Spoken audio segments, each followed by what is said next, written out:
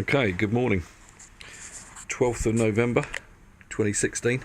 Just a quick update on the off-grid setup. It's very, very rainy and grey today, so not much light at all. So we've come into those winter months, these like 8 to 12 weeks of really, really dull weather, short days, and that has had a big effect, as expected, on the battery capacity. Not an issue because it connects automatically to the grid when the batteries are down and reverses the flow and charges, takes from the grid and charges the 1000 amp 24 volt DC battery bank up, which is housed in there. Just built that all out of reclaimed wood, really. So let's stick these MPPT controllers on and have a look what we're getting.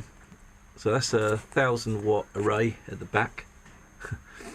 So as you can see, we've got 42 watts coming out of that, 44, and this is 1.5 watt array on the front, and we're only bringing through 28-30 watts through that. So yeah, with the lack of daylight and just grey skies, it does take a big effect. So the only way forward with that is a big array, but that wouldn't make much difference. So I think wind turbines would be the way to go to reduce the amount you're still taking from the grid.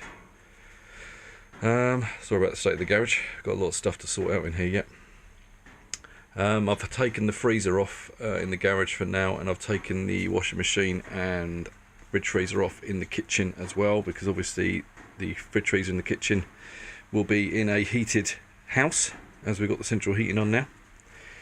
So it's still running all the lights in the house, it's still running the boiler, still running the projector, all the AV systems and all that, okay, but the loads that are being drawn now from the fridge freezer, probably, in fact, once it gets a lot colder, I'll be able to put the freezer in the garage back on it, as that won't be drawing that much.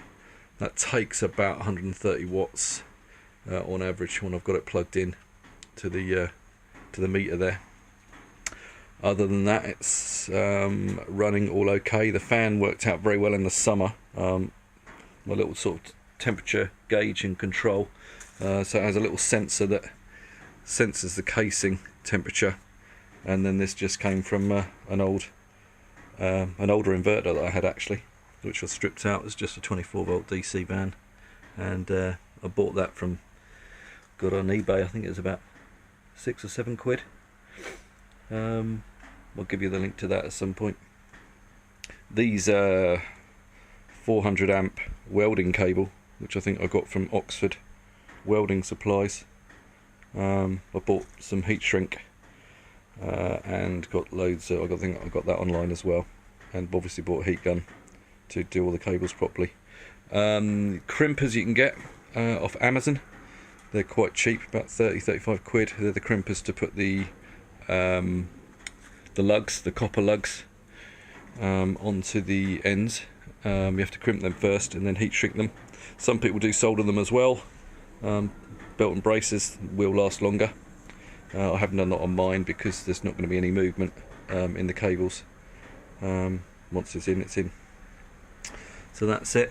Look back again. Yeah, we're still generating, but we're not generating hardly anything really. Just very, very dull sky. So there's the Leaf. That's doing fine. It's going to be backwards and forwards to work. Probably doing 45-50 miles a day. Plugging in at night through my Pod Point, which is the 6 kilowatt version. I think I paid £95 for the upgrade. Something like that. Yeah, it was £95 for the upgrade.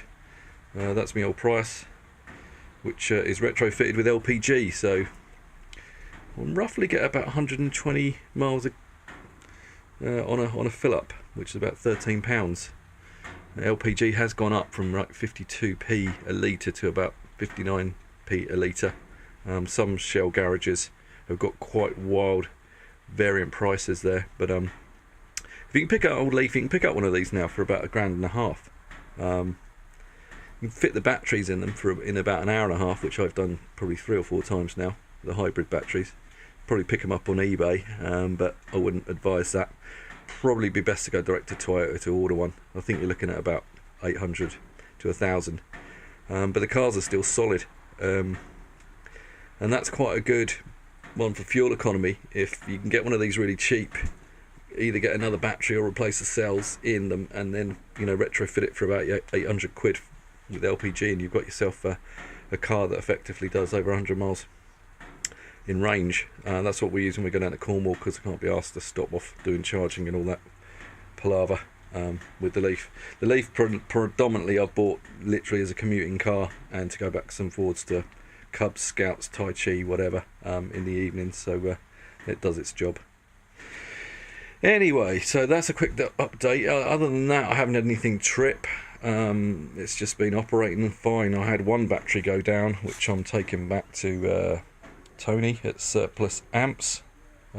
He draws them out of there, and yeah. Anyway, that's my son calling, so I'm going to have to call off and catch you all on another episode.